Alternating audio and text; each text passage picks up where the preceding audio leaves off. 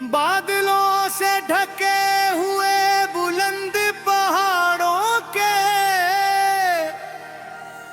दरमियाँ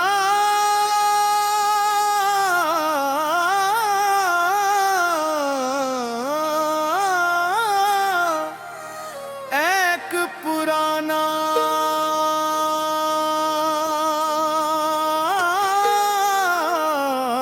रास्ता था। जस फड़ कहे आखले भुसरा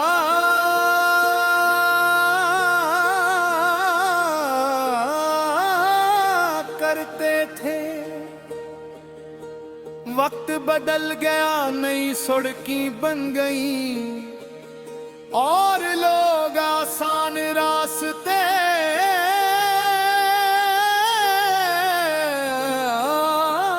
अख्तियार करने लगे। मगर वो पथरीली पगडंडी आज भी अपनी जगह मौजूद थी।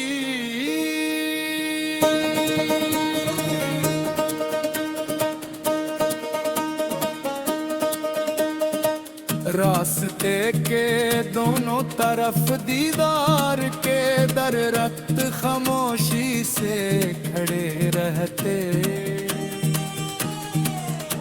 हवा उनकी शाखों से सरगोशियां करती और दूर कहीं अभिसार के पानी मुसलसल करता रहता।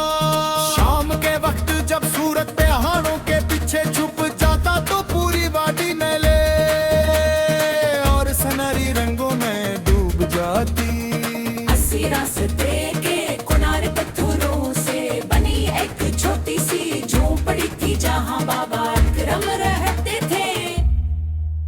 इनकी उम्र बहुत ज्यादा थी मगर तदानो अति मजबूत थे। वो हर सुबह रास्ते से गहरे हुए पत्थर हटाते, टूटी हुई लकड़ी की बाड़ दुरुस्त करते और रास्ते साफ रखते ताकि अगर कोई मुसाफिर आए तो इसे दुश्वारी न हो। एक दिन में भी इसी रास्ते पर चलते हुए वो मच गया।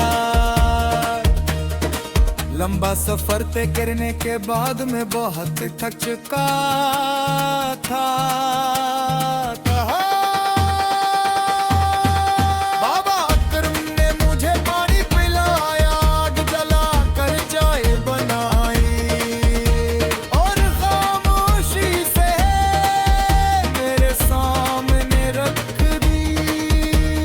कुछ देर बाद मैंने पूछा, गोगा जवाब इस रास्ते से बहुत कम लोग गुजरते हैं तो आप रोज इसकी सफाई क्यों करते हैं?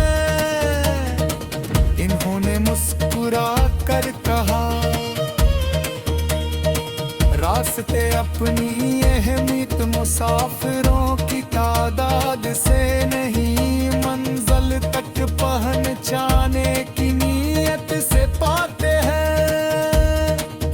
ये बात मेरे दिल में पड़ गई। इसी दौरान एक नौजवान पहाड़ी रास्ता जुड़ता हुआ आया। वो रास्ता भूल गया था और परेशान नजर आ रहा था। बाबा अकरम ने अपनी लाठी उठाई और इसे सही रास्ता दिखाने के लिए कुछ दूर तक साथ चले। वापस आकर उन्होंने कहा, कभी कभी चंद कदम किसी के साथ चलना पूरी जिंदगी बदल देता है। दोपहर के वक्त बादल घने हो गए और हल्की बारिश शुरू हो गई। बाबा अकरम ने झोपड़ी के बाहर रखे हुए परिंदों के बर्तन में ताजा पानी भरा और दाना डाल दिया। मैंने पूछा,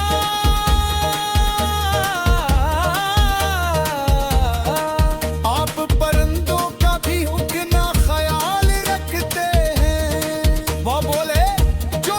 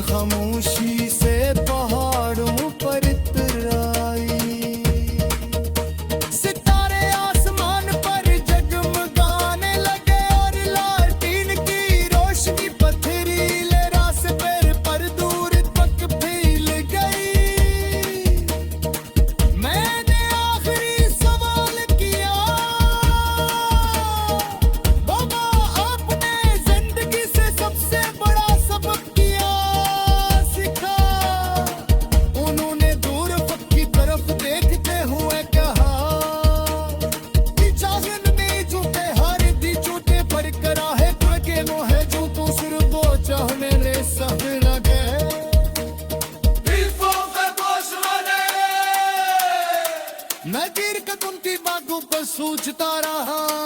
सुबह जब तो मैं अपने मंजिल की ख्वाहिश